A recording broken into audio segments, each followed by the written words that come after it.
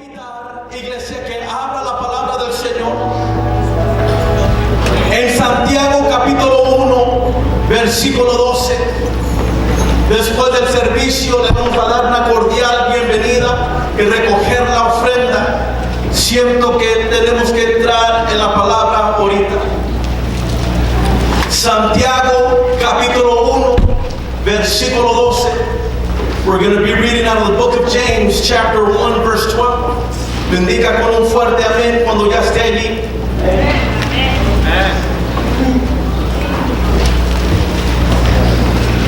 Leemos la palabra del Señor para la gloria de nuestro trino Dios y dice de la siguiente manera: bienaventurado el varón que soporta la tentación, porque cuando haya resistido la prueba, recibirá la corona de vida que Dios ha prometido a los que le aman. Puede tomar asiento.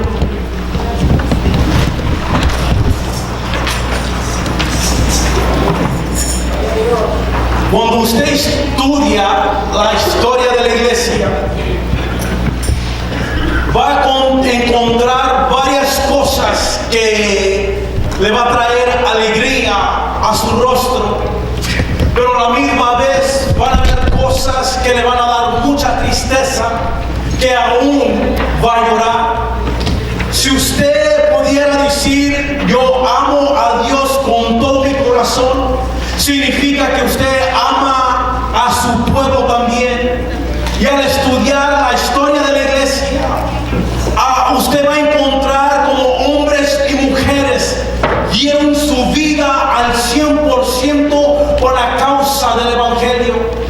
Y si usted un día encuentra un libro titulado La historia de la iglesia por Justo González, que empieza a leer y aprender de gente que no está en la Biblia, pero fueron hombres grandes y mujeres grandes de Dios, mujeres como Perpetua y Felicitas, mujeres que dieron su vida por completo al reino de los cielos, mujeres que estuvieron embarazadas, y según los comentaristas dicen que el imperio de aquel tiempo, bajo a Tiberio, bajo Nerón, bajo a Domiciano, que agarraban a la gente, a los cristianos, y se los daban a comer a los leones.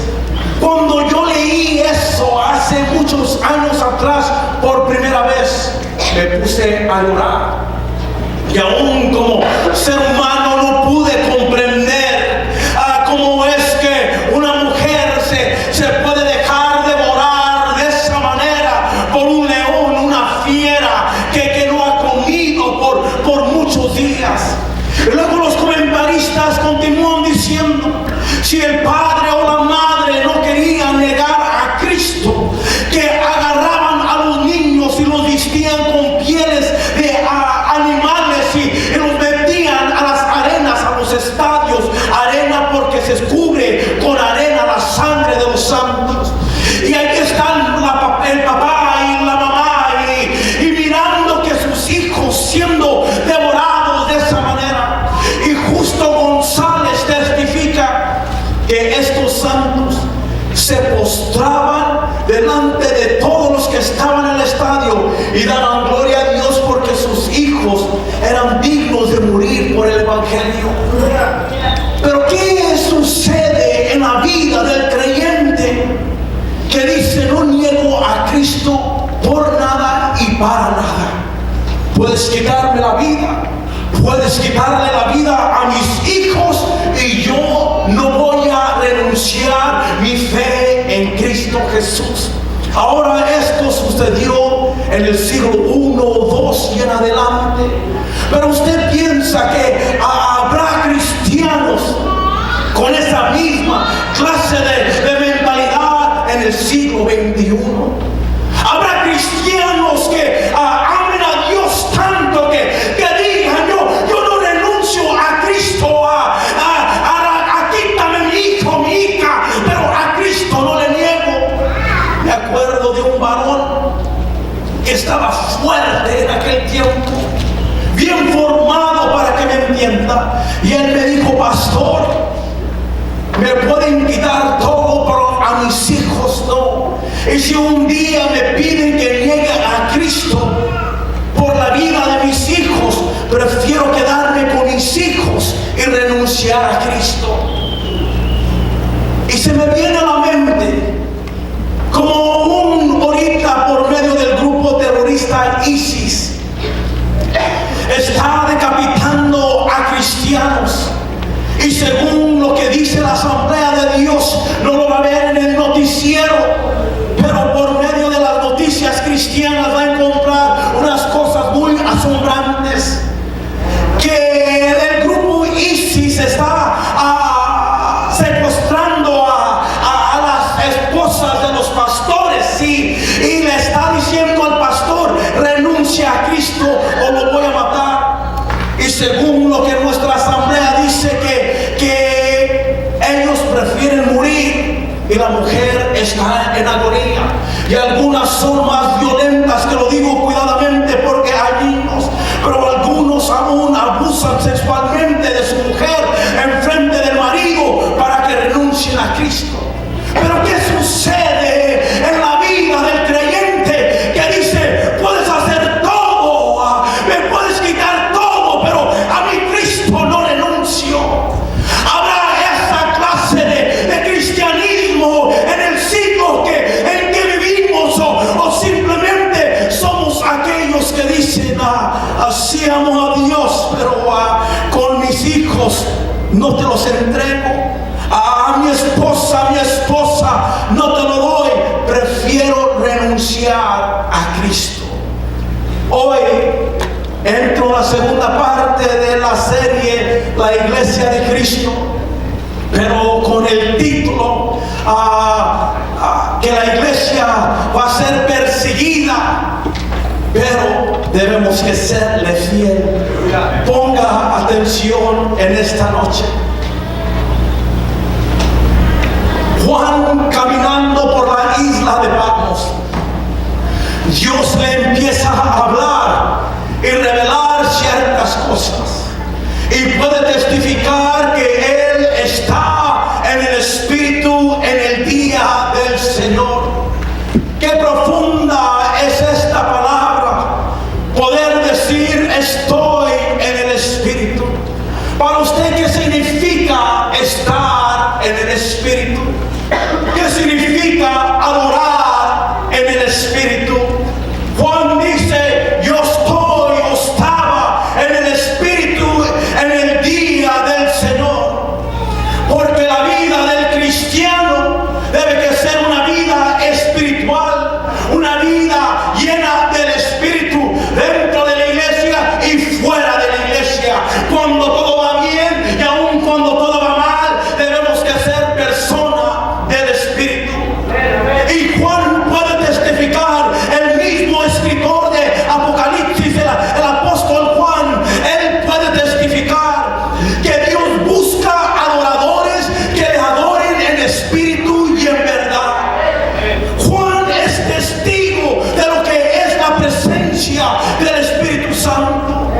Él es testigo de lo que es la presencia de Jesucristo. Si él caminó con Cristo, comió con Cristo, anduvo a su lado, él miró la ascensión de Cristo, miró la llenura del Espíritu Santo, y él ahora está testificando que él está en el Espíritu en el día del Señor. El Espíritu Santo forma un papel muy importante en la iglesia. Que si no fuera por la presencia del Espíritu Santo en este lugar o en nuestra vida, estuviéramos muertos. Y cuando alguien no puede testificar del Espíritu Santo, lo digo cuidadosamente, hay mortandad, hay flaqueza, hay debilidad, porque lo que embellece al ser humano es la presencia del Omnipotente. Y sin la presencia del Omnipotente no hay vida, no hay dirección, no hay guianza, simplemente nos quedamos estancados.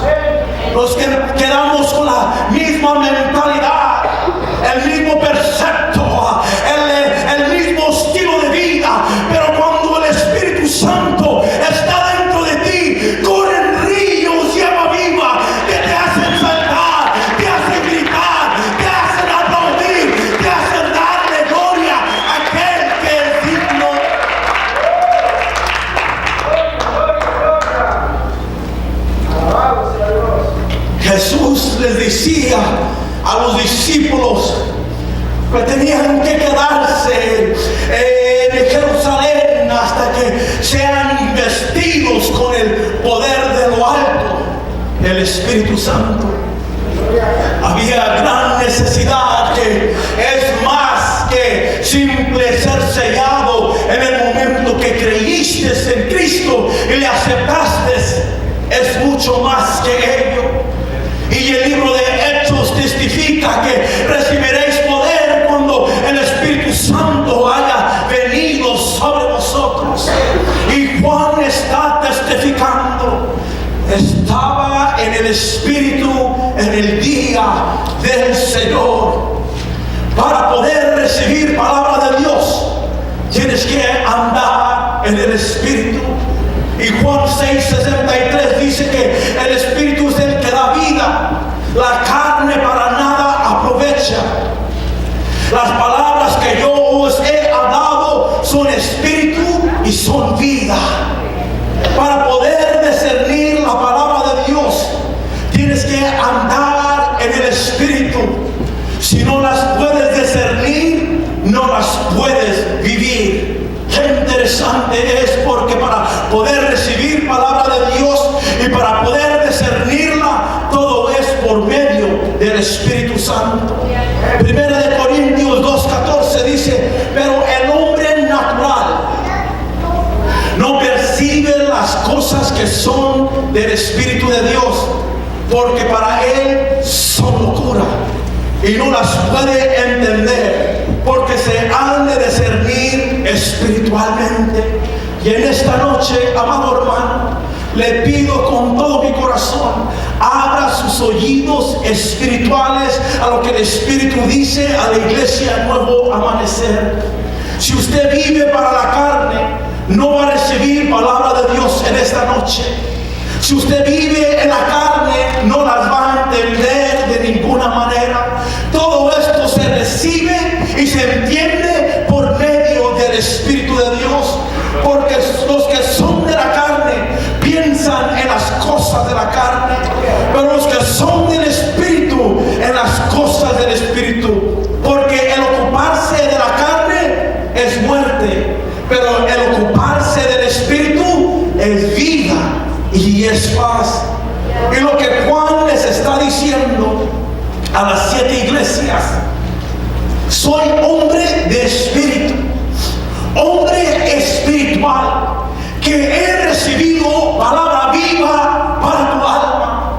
He recibido pan de lo alto para tu alma, y Dios me ha revelado tu propia vida. Sé cómo estás viviendo, no me puedes engañar, porque la mentalidad del ser humano que vive en la carne es inmediatamente defenderse y presentar algo que no es. Cuando el hombre natural que vive para los deleites de la carne es defenderse, a poner su mano adelante para que no puedas entrar, porque esa persona quiere que pienses que es otra persona. Pero la mentalidad del ser humano que vive en el Espíritu admite y reconoce sus flaquezas y hace algo para cambiar. Si Dios le escribiera a la iglesia Nuevo Amanecer en el siglo XXI, ¿qué le diría en esta noche? ¿Qué mensaje nos daría como individuales o corporalmente? ¿Qué mensaje Dios daría para cada uno de ustedes o de nosotros? Tienes todas estas buenas cualidades, pero tengo estas contra ti. La iglesia de Éfeso perdió su primer amor, y Dios le pedía que se arrepientan y hagan las obras del principio y regresen a su primer amor. Y Hebreos 4:13 dice: y no hay cosas criadas que no sean manifiestas en su presencia. Antes bien, todas las cosas están desnudas y abiertas a los ojos de aquel a quien tenemos que dar cuenta. A Dios no lo podemos engañar de ninguna manera. Él sabe todo, Él mira todo, aún lo que hacemos en lo secreto, Él lo sabe. Aún lo que usted está pensando en este momento, Él lo sabe. Aún si usted está adorando con todo su corazón, Él lo sabe. Él sabe si usted está poniendo un poquito de su parte o no está poniendo nada de su parte. Él sabe que usted puede brincar alto el domingo, pero caminar como un carnal el lunes. Él sabe todo. A Él no lo podemos engañar. Y Dios nos revela ciertas cosas del pueblo para afirmar a su iglesia.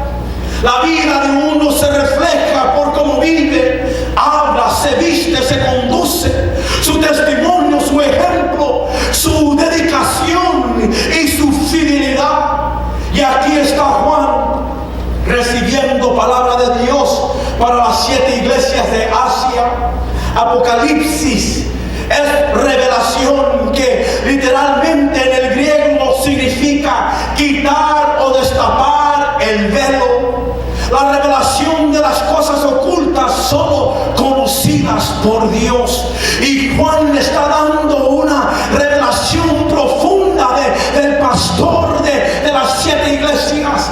Le está dando una revelación, ha destapado el velo, lo secreto, lo oculto, para que Juan pueda ver el comportamiento, la actitud, el estilo de vida de cada de una de estas 7 iglesias, porque a Dios no le podemos engañar de ninguna manera.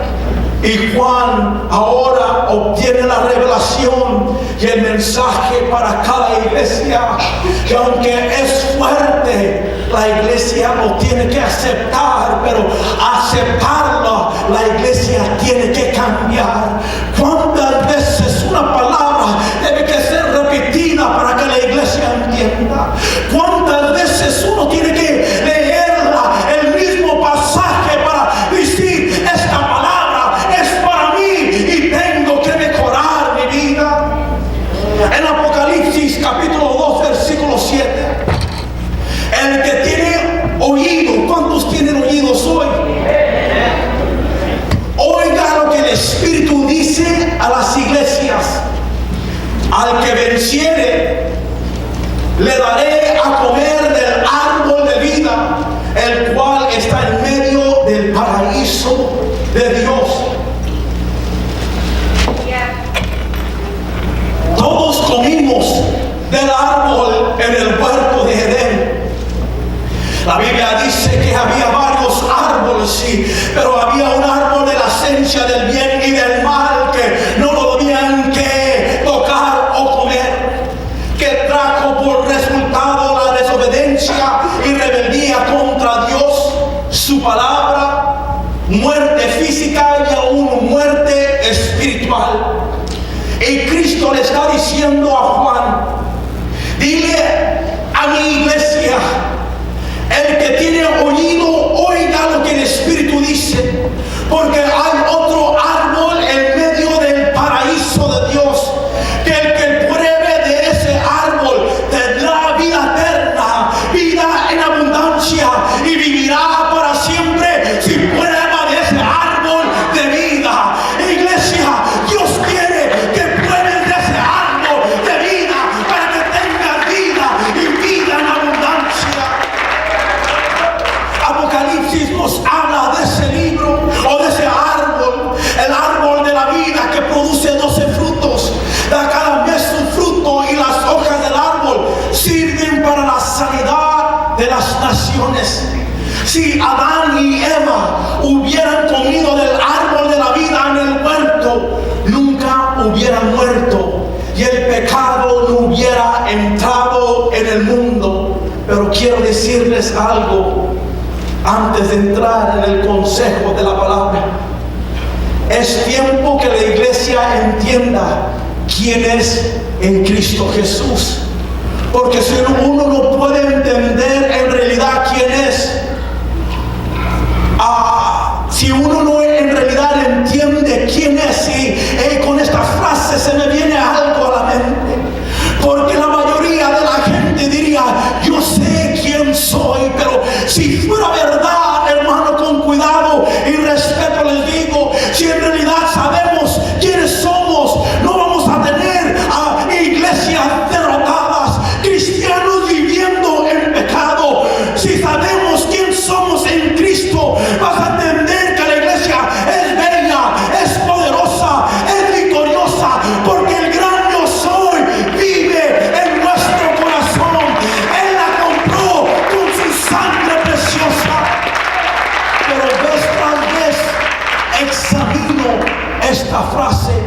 quién eres en Cristo.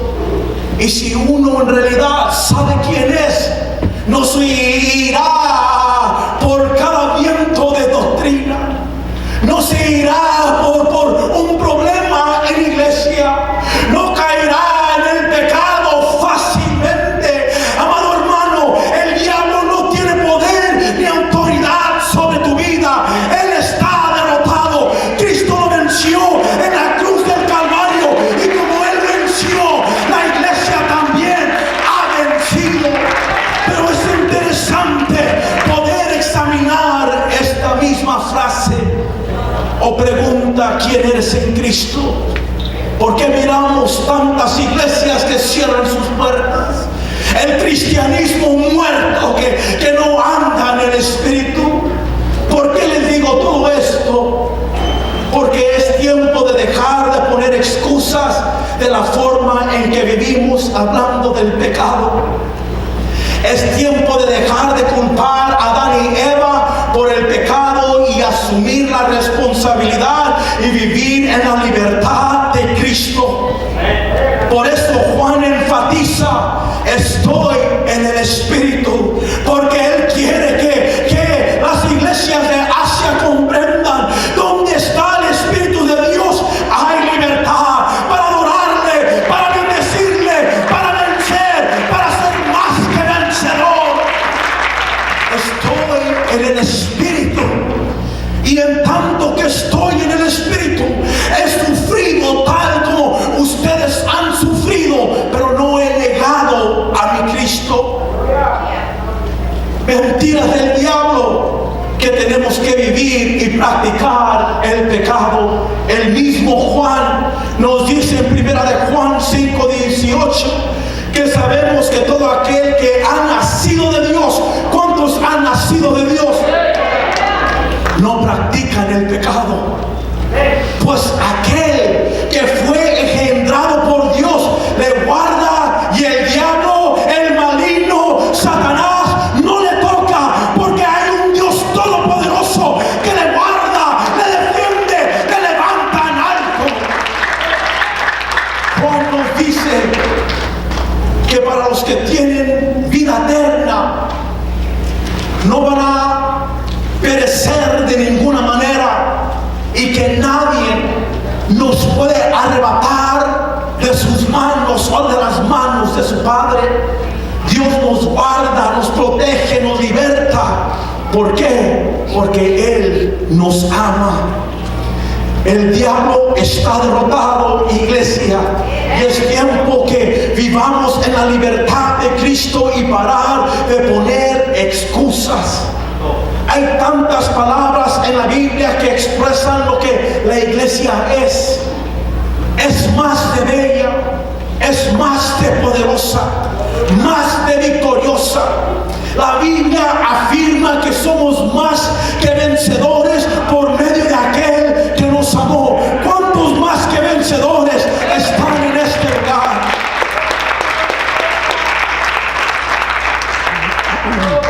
Pero hay una palabra o pregunta que sigue resonando en los oídos de los creyentes del siglo XXI.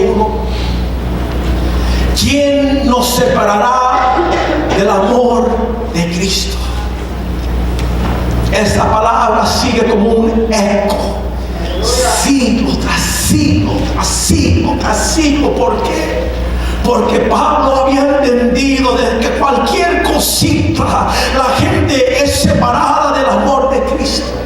Por cualquier cosita, el pueblo deja a Cristo, a la iglesia, y regresa para atrás al mundo. Por cualquier cosita, la persona empieza a hacer excusas para no llegar a la iglesia, o no adorar a Dios, o no rendirle su vida al 100%. Siempre hay algo que uno puede justificarse o excusarse en decir: es que yo no puedo hacer esto. ¿Quién te dijo que no lo puedes hacer? Si lo puedes hacer, todo lo puedo en Cristo que me fortalece. Es tiempo de dejar excusas y afirmarnos en la palabra de Dios. Pongan atención. Apocalipsis 2:8 nos dice: escribe al ángel de la iglesia en Esmirna, el primero, el postrero, el que estuvo muerto y vivo. Es interesante ver que antes de empezar cada mensaje a las iglesias, Dios le dice a Juan: escribe al ángel de la iglesia, que es el pastor, porque él es el responsable de la vida de la grey, de su vida espiritual, de la condición en que se encuentra. Y yo sé que nuestros ojos deben que estar en Dios, pero hay algo muy interesante para mí, posiblemente porque soy pastor, porque Efesios capítulo 4 del 10 en adelante, la palabra de Dios está diciendo por el apóstol Pablo que Dios constituyó a apóstoles, profetas, evangelistas, pastores y maestros. Pero cuando usted va entendiendo, es para la perfección de los santos. Cuando usted va entendiendo, es para la unidad del cuerpo de Cristo. Es para llegar al conocimiento del Hijo de Dios. Y el pastor juega un papel muy importante en la vida espiritual del pueblo. Y cada mensaje que usted va a leer a cada iglesia, Dios empieza por el pastor, porque hay una gran responsabilidad. Y si uno no lo habla, no lo dice, Dios me llamará o nos llamará a cuentas a nosotros. Jesús empieza a decirles: el primero y el postrero, el que estuvo muerto y vive. No hay nadie antes de Cristo y no habrá nadie después de Él. Él es el único Dios grande y verdadero, el único que ha resucitado entre los muertos y sigue viviendo. Pero ¿por qué Jesús les dice estas palabras? Quiero que entiendan que el mensaje de Esmirna es un mensaje histórico. Lo quiero repetir porque esto es muy importante.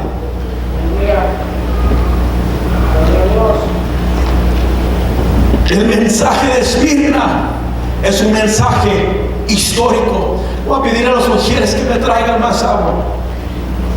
Si me canso rápido, hermano, le pido que me tenga paciencia. He estado enfermo por los últimos 4 días, con 3 días de ellos con alta fiebre, y ahorita me siento bien débil, pero me compongo ahorita que me ponga pentecostal. El mensaje de Esmirna es un mensaje histórico. Esmirna solo se menciona 2 veces en la palabra de Dios. Y cuando la Biblia habla de las 7 iglesias de Asia, ella es una de ellas. Y lo más que tenemos para poder revelarnos de la iglesia de Esmirna es Hechos 19, capítulo 10. Hechos capítulo 19, versículo 10, que Pablo se quedó, continuó en Asia por 2 años, y todos los que estaban allí pudieron escuchar y recibir la palabra de Dios.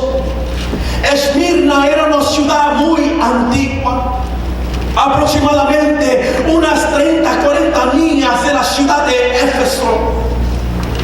Esmirna fue destruida y, según los comentaristas, dice que la dejó a polvo, la redució a nada, y ahora se está levantando una potencia mundial en la época de Juan y de estas 7 iglesias.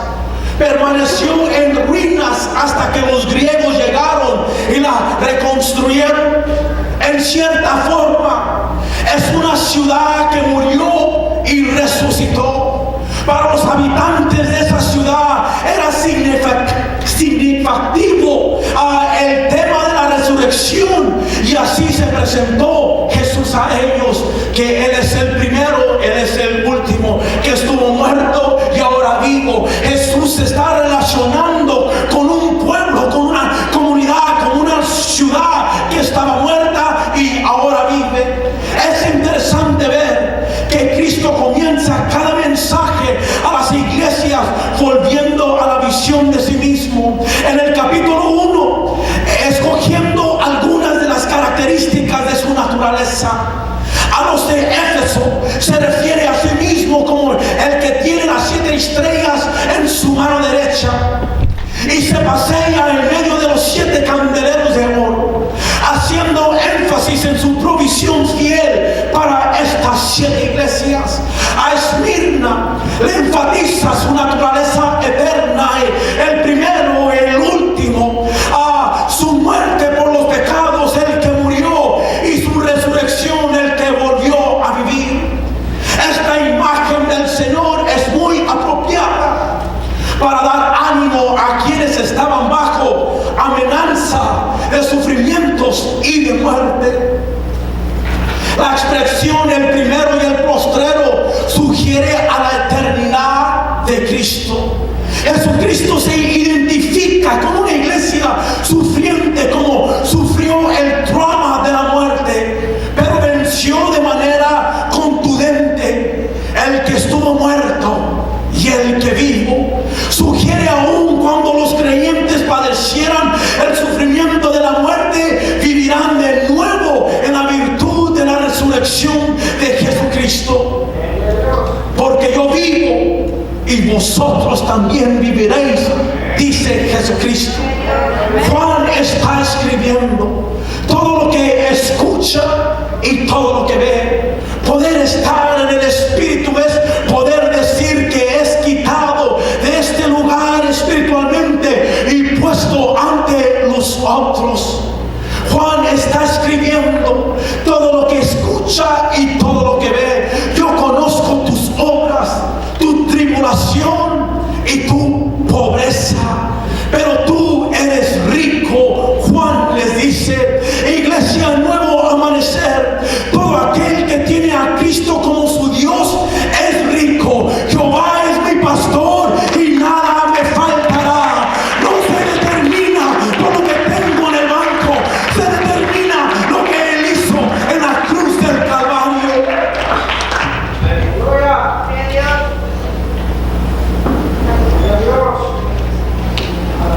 Y Dios le dice, conozco tus obras, aún lo que haces en el secreto. El salmista nos dice, porque Él conoce los secretos del corazón. El mensaje a la iglesia de Esmirna es el mensaje más corto de todos. Sin embargo, uno de los elogios más grandes que recibe esta iglesia es que Cristo no la condena o no la reprende como lo hace con las demás. Juan dice, y la blasfemia de los que se dicen ser judíos y no lo son, sino sinagoga de Satanás. Quiero detenerme por un breve momento, porque esto es profundo. De los que dicen ser judíos y no lo son. Si Cristo pudiera escribirnos una carta hoy, ¿qué diría de cada uno de nosotros? De los que estaban viviendo en la ciudad de Esmirna, los que iban a la sinagoga a reunirse, a escuchar la palabra de Dios. A Cristo dice, solamente son una sinagoga de Satanás. Profesan ser judíos y no lo son. Aquí entramos en un tema muy fuerte, porque el judío representa al creyente, al salvo, al maduro de la iglesia, al que conoce a Dios. Los judíos se cree por medio de la historia que proviene de la palabra Yehudá, que significa en el hebreo alabanza o acción de gracias. Pero estos judíos alababan a Dios y maldecían a su prójimo. Santiago capítulo 3 nos dice, con ella bendecimos al Dios y Padre, y con ella maldecimos a los hombres que están hechos a la semejanza de Dios. De una misma boca proceden bendición y maldición. Hermanos míos, esto no debe ser así. Es triste, pero es la verdad, que el cristiano recibe más golpes, más ataques, más críticas, más murmuraciones por medio de aquellos que profesan conocer a Dios. Y yo les digo, como Santiago les dijo, hermanos, hermanitos, es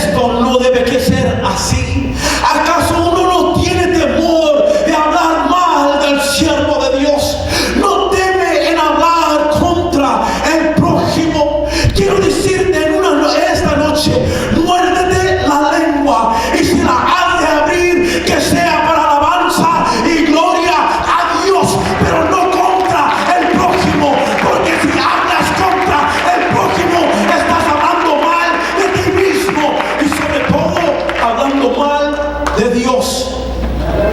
Blasfemia es el acto de la maldición. Calumniar, injuriar o mostrar desprecio o falta de temor, reverencia a Dios, a su palabra y a su pueblo. ¿Acaso uno no tiene temor de hablar mal contra su prójimo?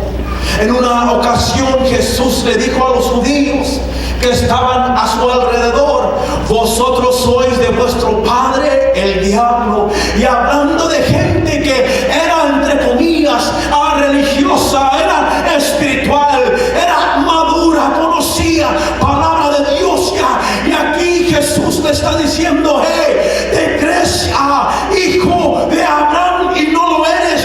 Eres hijo de vuestro padre, que es el diablo, y los deseos de vuestro padre queréis hacer. Él ha sido homicida desde el principio y no ha permanecido en la verdad, porque no hay verdad en él. Cuando habla mentira, de suyo habla, porque él es mentiroso y padre de mentira. ¿Cómo se sentirían los judíos en aquel tiempo diciendo: yo soy hijo de Abraham, yo tengo derecho a lo celestial, a lo divino, a las bendiciones, porque soy hijo de Abraham? Y Jesús le dice: wait a minute, espérate un momento, no lo eres. Si eres hijo, pero no eres hijo de Abraham. La sinagoga de Satanás significa que los judíos estaban sirviendo a los propósitos de Satanás y no los propósitos de Dios. Y cuando se juntaban en la sinagoga, su adoración era para Satanás. Sus pláticas eran contra su prójimo, y Dios no puede ser glorificado de esa manera. Dios no se glorifica en medio de la murmuración.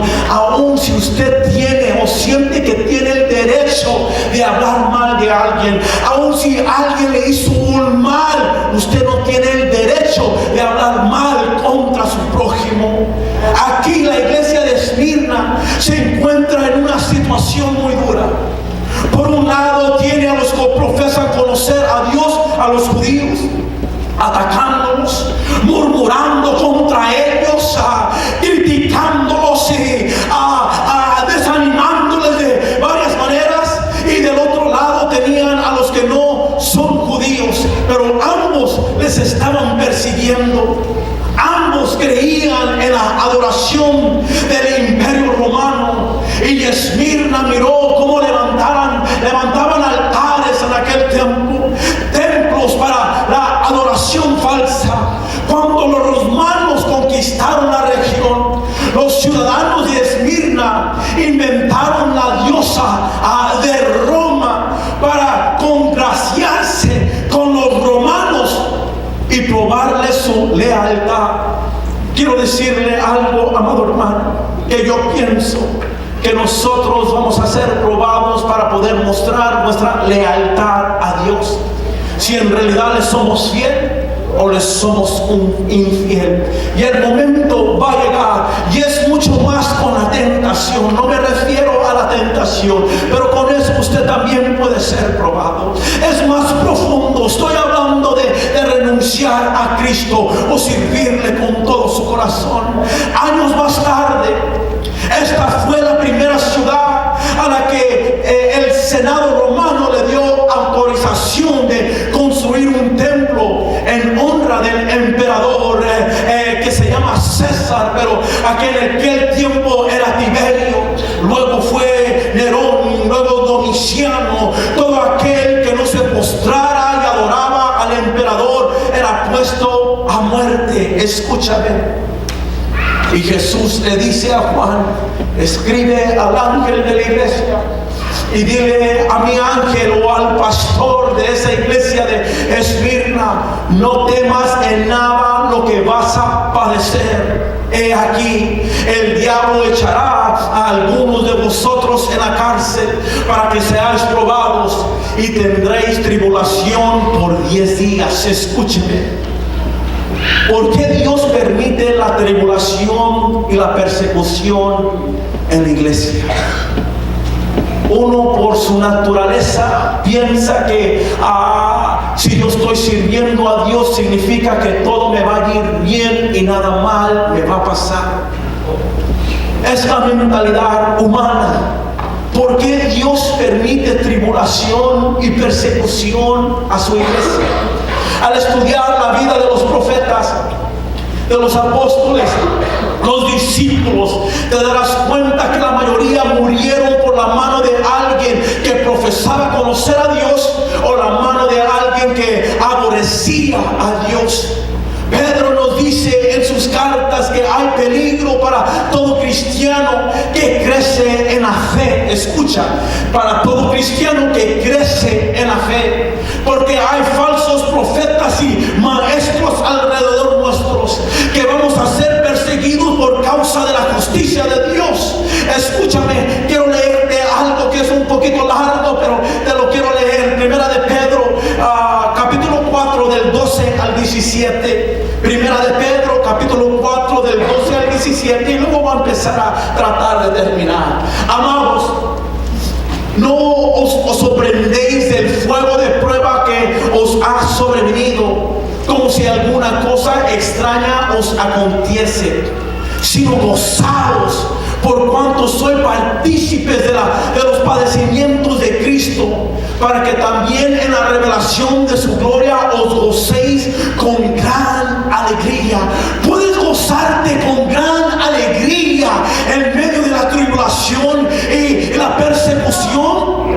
Si sois depurados por el nombre de Cristo, sois bienaventurados, porque glorioso Espíritu de Dios reposa sobre vosotros.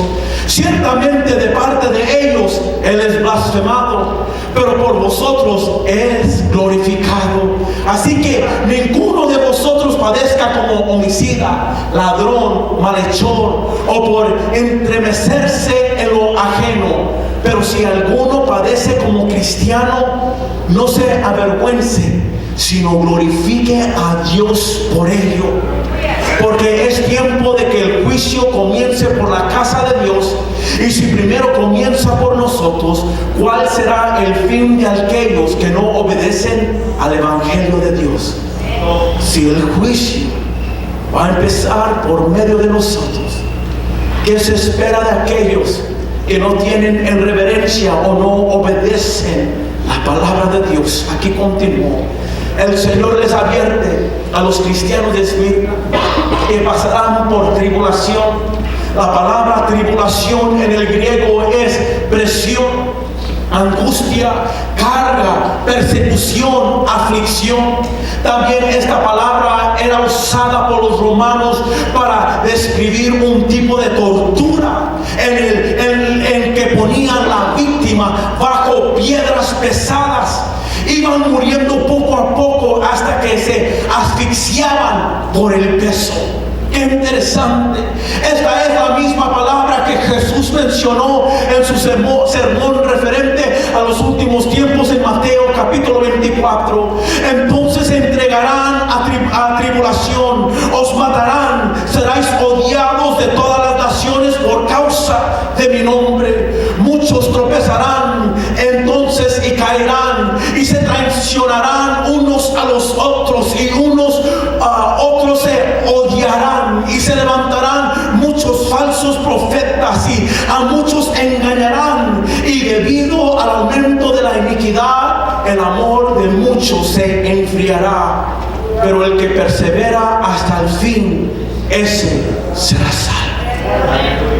¿Qué es de esos cristianos que están dispuestos a perseverar aun cuando están quitándote tus hijos, tu esposo, tu esposa, tu mamá, tu papá, tus familiares, y te están diciendo que tienes que renunciar a Cristo, mirando que hay una piedra pesada sobre ellos?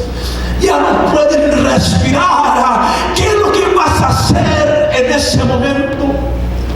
El hecho de 10 días significa que la tribulación será breve. Quiero decirte, amada iglesia, que todo aquel que quiere vivir piadosamente en Jesús va a padecer persecución. Todo aquel que anhele más de la presencia de Cristo va a padecer persecución.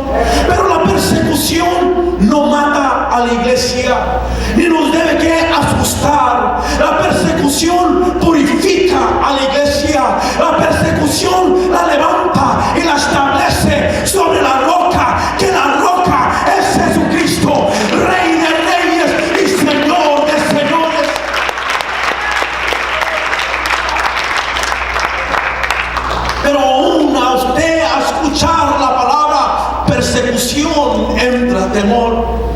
Y Pedro nos dice, mas el Dios de toda gracia, que nos llamó a su gloria eterna en Jesucristo, después que hayáis padecido un poco de tiempo, Él mismo os perfeccione, afirme, fortalezca y establezca. A Él sea la gloria y el imperio por los siglos de los siglos.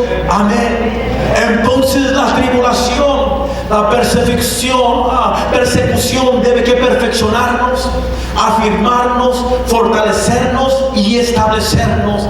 Y Jesús dijo, estas cosas os he hablado para que en mí tengáis paz. En el mundo tendréis aflicción, pero confiad, yo he vencido al mundo. Y si Cristo venció, la iglesia vencerá en el nombre que es sobre todo nombre, en el nombre maravilloso de Cristo.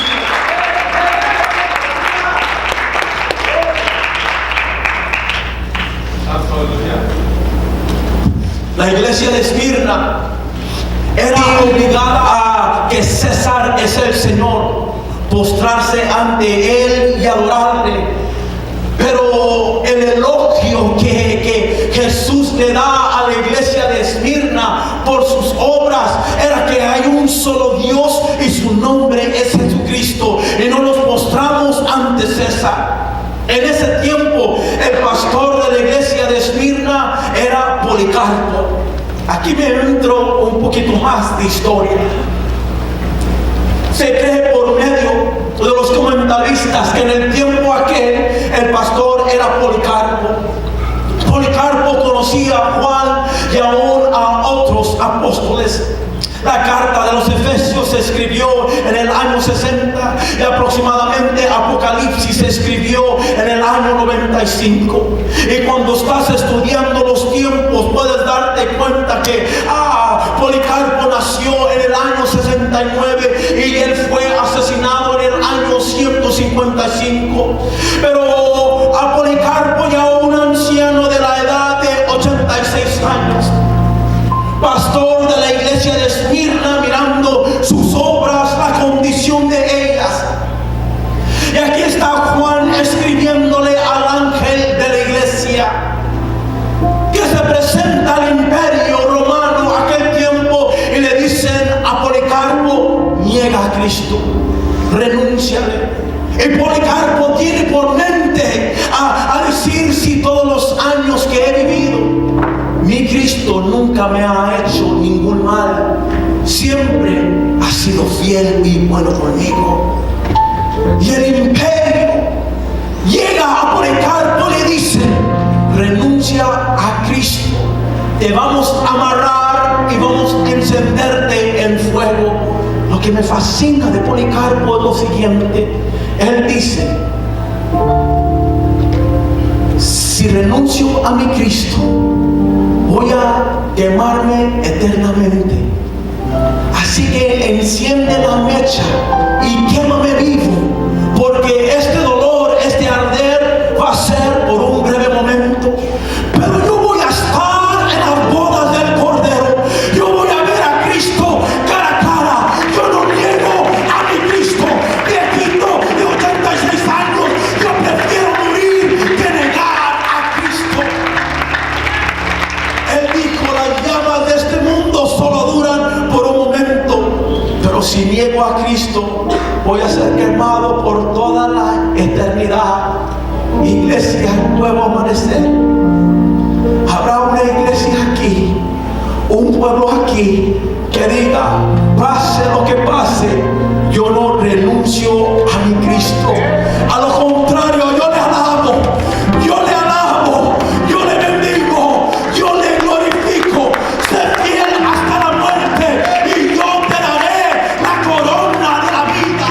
Bienaventurado el varón que soporta la tentación, porque cuando haya resistido la prueba, recibirá la corona de vida que Dios ha prometido a los que le aman. Escucha, Dios promete esa corona solamente a los que le aman. En este mundo puedes mencionar a cualquier otro Dios, Alá, Abudá, el sol, la luna, diosas. Pero al mencionar el nombre de Cristo, el mundo se enoja, porque ellos saben muy bien, hermanos, que hay un solo Dios verdadero, que su nombre es Rey de Reyes y Señor de Señores, Alfa, Omega, principio y fin, el que estuvo muerto, pero ahora vivo, Jesucristo. Al sea la gloria en la iglesia, nuevo amanecer. Vamos a ser perseguidos porque Satanás nos aborrece, porque cargamos el sello de Cristo. El creyente verdadero carga una presencia gloriosa, carga una unción, un perfume, un olor fragante de Cristo. Esmirna significa mirra, que es un perfume que solo sale cuando es golpeada. Cuando la iglesia es golpeada, es decir, perseguida, le sale una unción que viene desde lo alto, pero tiene que pasar por altas pruebas para recibir esa clase de unción o fragancia. Esa clase de unción no viene barata, esa clase de unción no viene gratis. Tienes que ser aperseguido, pasar por algo y vencer para poder obtener esa clase de unción. Abel fue perseguido por su justicia, José fue perseguido por medio de sus hermanos, Moisés fue rechazado, Samuel fue aborrecido, Elías menospreciado y perseguido, Nehemías fue oprimido, Juan el Bautista decapitado, Pedro y Juan echados en la cárcel, Pablo y Silas fueron azotados. Y Hebreos nos dice algo tan fuerte, que los hombres y mujeres de Dios, algunos fueron aserrados, o sea, cortados por la mitad, otros puestos con pieles de animales y devorados por las fieras. ¿Qué hace a una persona tan fiel a Dios que dice: no importa lo que me hagas, no niego a Cristo? ¿Habrá una iglesia que existe de esa manera en el siglo XXI? ¿O simplemente nos reunimos, aplaudimos y vivimos como queremos? Pero habrá alguien en realidad que esté enamorado de Dios. Si usted verdaderamente ama a Dios, hay una corona reservada para usted en el cielo. Hay un árbol de vida que usted puede comer de ello y vivir eternamente. Nosotros también, para poder concluir, vamos a pasar altas pruebas para soltar esa presencia divina y para que otros vengan a Cristo. El que tiene oído, oiga lo que el Espíritu dice a las iglesias. Hermanos, Dios nos ha hablado. Él desea que nos unamos como iglesia, nos afirmemos en sus caminos, que no tengamos temor a la persecución y que vivamos por el Espíritu. Pero con mucho respeto y tristeza les digo, si sigues viviendo en la carne, vas a renunciar a Cristo en el tiempo de persecución.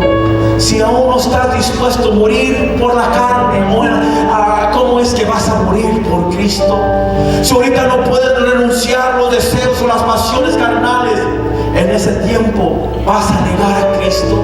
Y siento en el Espíritu decirles, Dios nos sigue hablando como nos habló, le habló a la iglesia de Esmirna, para decirte: iglesia, prepárate, es tiempo, afírmate, establécete.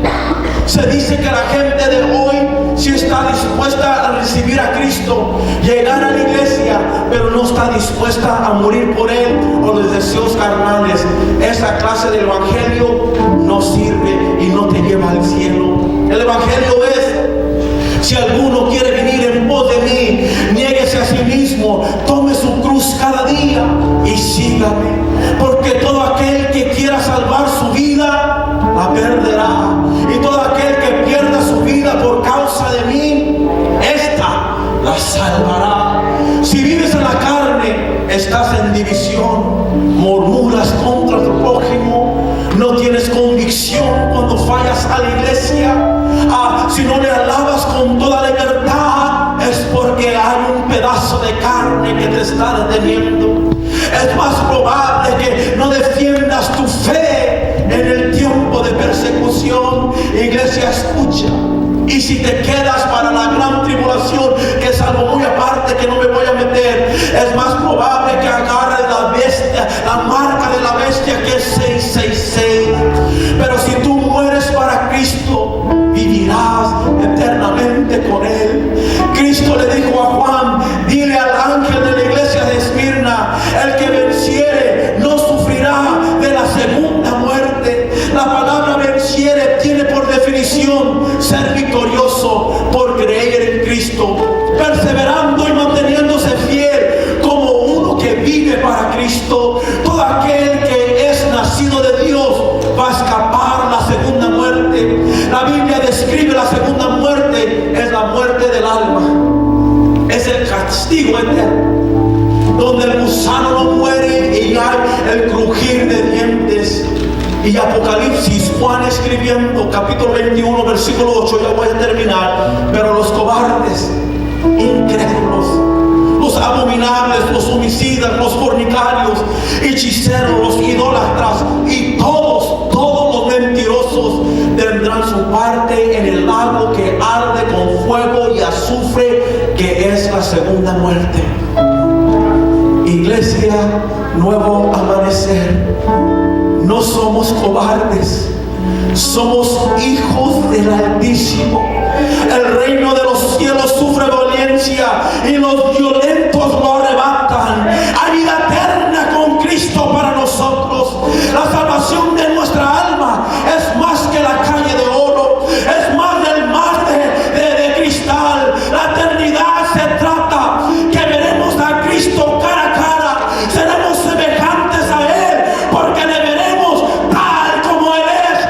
Eso se trata, la eternidad, poder verle cara a cara, poder mostrarnos ante Él y adorarle por toda la eternidad. Y no enjuagar toda lágrima, no habrá más muerte ni enfermedad, no habrá necesidad de luz, porque su gloria va a resplandecer. Pero te repito la misma pregunta que sigue como un eco por muchos años: ¿quién nos separará del amor de Cristo? Y con tristeza te digo, si el problemita te separa, si la tentación te separa, en ese tiempo cualquier cosa te va a separar. ¿Quién nos separará del amor de Cristo?